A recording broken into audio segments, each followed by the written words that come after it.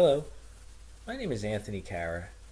Today I'd like to share with you a project that we're working on, throwing darts to serve as a lesson in binary logistic regression.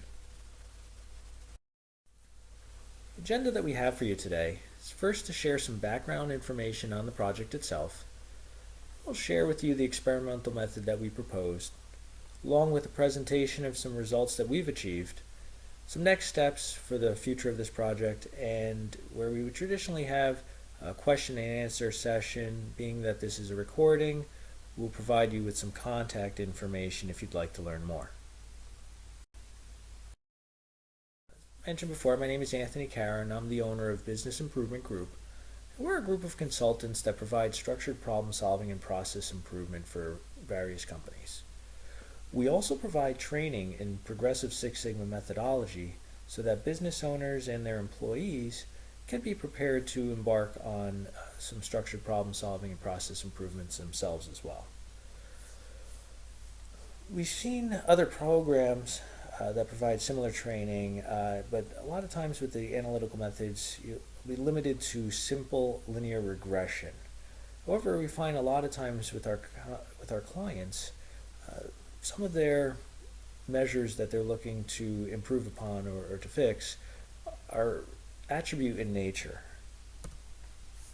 So we've determined that there's a need for a classroom exercise in binary logistic regression to help better prepare our black belt practitioners for any attribute response applications they may encounter.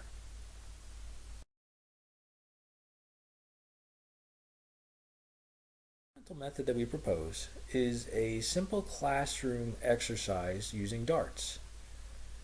This will allow students to gain hands-on experience in designing, executing, and analyzing a binary logistic regression experiment. In this experiment, the response variable will be having a practitioner being able to throw a dart into the large inner circle, where if the dart lands within the circle, it would be a hit, and if it landed outside of the circle, it would be a miss. The predictor variables that students will get to explore are the player, the distance from the target, the hand used, and the color of the dart.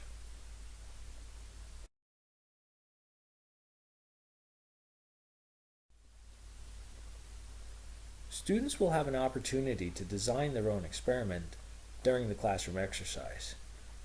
The following is an example of a possible design and the one that we've used for this project as an example. We use 2 players, however, you can use as many players as the class may have, or smaller groups if need be. The 2 players we had were named APC and AEC. Distances from the target, we had 4, 6 foot, 8 foot, 10 foot, and 12 foot from the target. Each participant used both their right hand and their left hand to throw darts, and the colors used were red and blue. Each participant threw 3 darts from each combination of the predictor variables.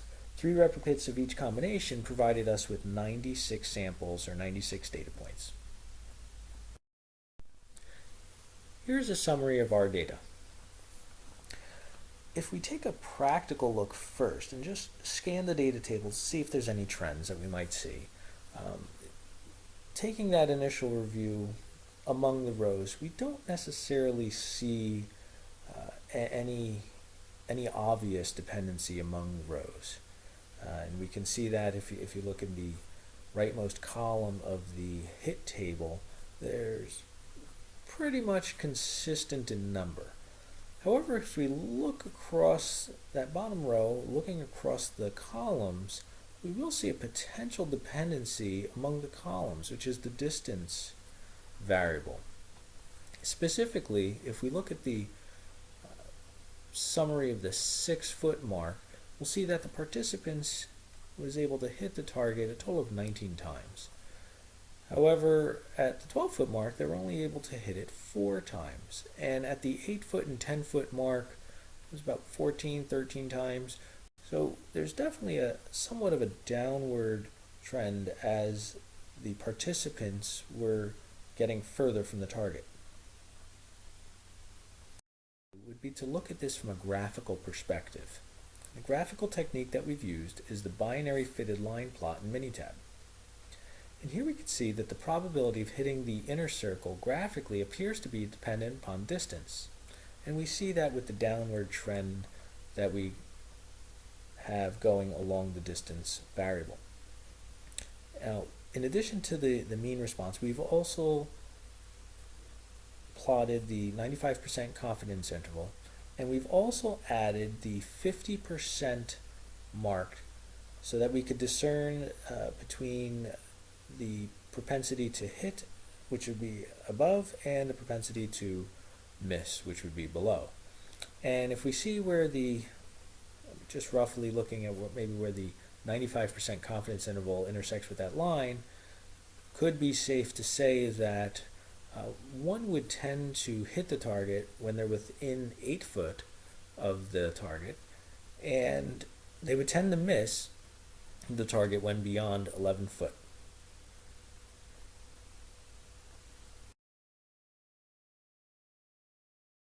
Looked at this from a practical standpoint, then graphically, and the last step would be to actually perform the analytical techniques. And in this case, we've began by fitting a full model for the analysis.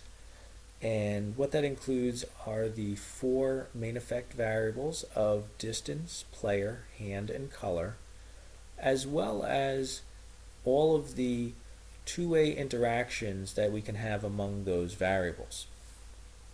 And if we look at the p-values of this table, we see that the regression variable is significant at 0.005, and the distance variable is marginally significant at 0.092.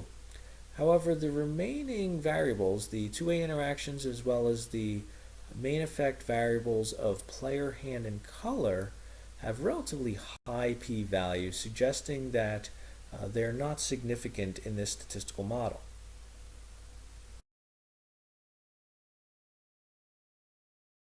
Apply a backward elimination of terms. And by doing so, Minitab would systematically remove any non-significant terms. And what we found out were not only were the two-way interaction terms not significant, but the 3 main effect variables of player, hand, and color were also not significant, leaving only distance as the only significant term within this model.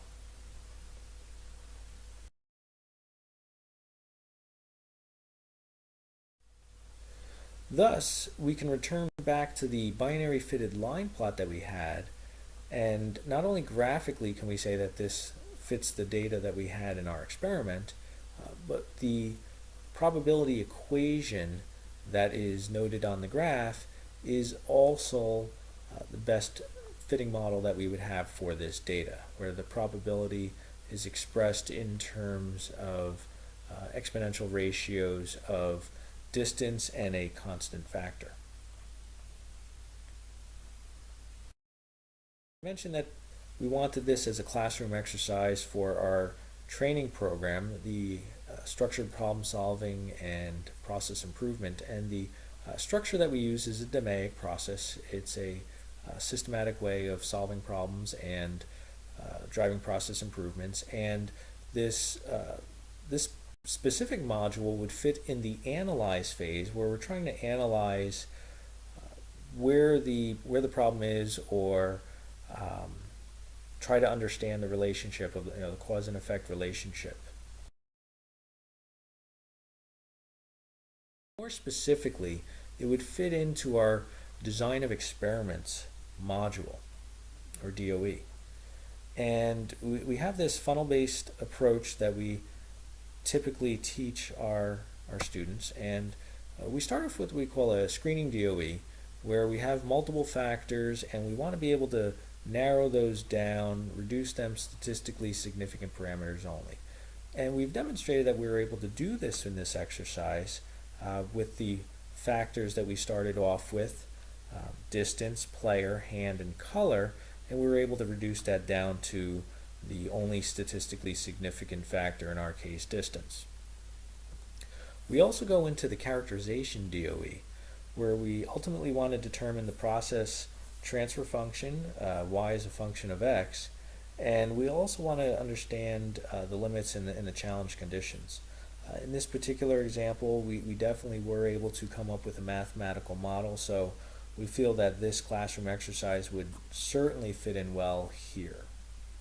Now, the one thing we haven't done yet, but we would certainly want to explore this further as an advanced topic, is to how do we use this model for an optimization DOE, and with that coming up with a way of defining robust process parameters so that we can get the maximum process capability. We shared with you the background and how we wanted to design a classroom exercise to help teach or provide a lesson in binary logistic regression.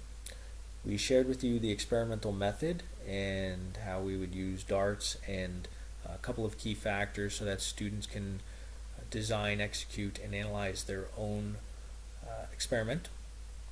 We presented some results that we achieved when we ran this experiment ourselves, and we shared with you the next steps and how this ties into a larger program. Excuse me. Now, as I promised, in lieu of a question and answer session, being that this is a recording, if you'd like to learn more,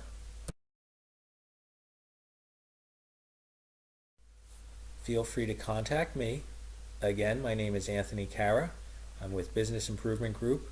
You can reach me at area code 954-270-4384 or via email anthony@bigbpi.com. Thank you very much. Have a great day.